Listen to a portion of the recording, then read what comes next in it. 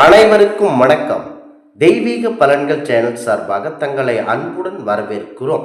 இன்று நம் காணொளியில் காண விரும்புவது ஸ்ரீ மகாலட்சுமி வரவழைக்க பெண்கள் மட்டும் செய்ய வேண்டிய பூஜை பற்றி இந்த காணொளியில் விரிவாக பார்க்கலாம். வாருங்கள் காணொளிக்கு செல்லலாம். மறக்காமல் ஒரு சப்ஸ்கிரைப் செய்யவும், தங்களது குடும்பம் சகல சௌபாகியம் பெற்றிடவும், கார், வீடு, பங்களா, அன்பான கணவன், அறிவு மிகுந்த குழந்தைகளுடன் குதூகலமாக வாழ வேண்டும் என்று நினைக்கின்ற பெண்கள் தங்களது இல்லத்தில் மகாலட்சுமி அழைத்து கொள்ள வேண்டும். பூஜை நாட்களில் சைவ உணவு முறைகள் மட்டுமே கடைபிடிக்க வேண்டும். இந்த வித பூஜை முறைகளை பெண்களுக்கு 100% முழு பலன் தரும். ஆகவே தங்களது இல்லத்திலும் உள்ளத்திலும் மகாலட்சுமி நினைத்து இருக்க வேண்டும். கண்டிப்பாக பெண்கள் மட்டும் இந்த பூஜை முறைகளை துவங்கிடலாம். ஒரு வளர்பிறை வெள்ளிக்கிழமை அல்லது பௌர்ணமியும் வெள்ளிக்கிழமையும் சேர்ந்து வரும் நாளில் இலுப்பை எண்ணெய் 200 கிராம், நல்லெண்ணெய் 200 கிராம், விளக்கெண்ணெய் 200 கிராம், இந்த 3 எண்ணெய்களும் ஒன்றாக ஒரு பாத்திரத்தில் வைத்து அதில் 4 நாட்டு ரோஜா பூக்களை போட்டு முதல் நாளிலேயே ஊற வைக்க வேண்டும். பிறகு வெள்ளிக்கிழமை அன்று வெள்ளி விளக்கில் தாமரை திரி போட்டு மேற்படி இலுப்பை எண்ணெய், நல்லெண்ணெய், விளக்கெண்ணெய் ஆகிய எண்ணெய்களை ஊற்றி வடக்கு முகமாக விளக்கு ஏற்றவும். இப்போது முதல் நாள் ஊற வைத்த ரோஜா பூ மேற்படி எண்ணெய் பாத்திரத்திலேயே ஊறிக்கொண்டு இருக்க வேண்டும். மகாலட்சுமியின் திருவுருப்படத்துக்கு முன்பு ஒரு எலுமிச்சம் பழத்தை வைத்துவிட்டு மகாலட்சுமிக்கு பிடித்தமான சர்க்கரை பொங்கல் நிவேதனமாக வைக்க வேண்டும். மல்லிகை பூவை 108 எடுத்துக்கொண்டு ஸ்ரீ மகாலட்சுமி அஷ்டோத்திரம் சொல்லி பூக்களை அர்ச்சனை செய்து போடவும்.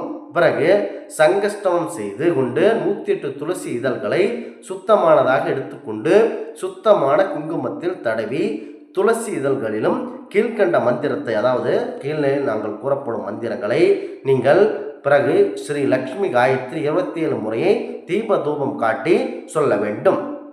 ஸ்ரீ லக்ஷ்மி காயத்ரி ஓம் ஸ்ரீ மகாலட்சுமி வித்மகே விஷ்ணு பந்தினி தீமகி தன்னோ லக்ஷ்மி பிரச்சோதயா. இந்த மந்திரத்தை 108 முறை கூறவும். தேங்காய், வாழைப்பழம், ஊதுபத்தி, கற்பூரம் காட்ட வேண்டும். சாம்பிராணி போடும்போது சாம்பிராணியுடன் நன்னாரி வேர், வெட்டி வேர், திப்பிலி, மிளகு, கோசோரணை, தேன் ஆகியவற்றை கலந்து தூபம் போடவும். இதற்காக விசேஷமாக ஓமத்தில் வைத்து உரு ஏற்றிய ஸ்ரீ மகாலட்சுமி எந்திரத்தை வைத்து வழிபடுவது நல்ல பலனை தரும். மகத தேசத்தை சேர்ந்த அந்தன குலப்பெண் சாருமதி காலையில் எழுந்ததும் கணவரின் பாதத்தை புஷ்பத்தால் அர்ச்சித்து வணங்குவாள். மாமனார் மாமியாருக்கு பணிவிடைகளை செய்துவிட்டுத்தான் வீட்டு பணிகளை தொடங்குவார்கள். மிகவும் மென்மையாக அன்பாக பேசுவாள் சாருமதி.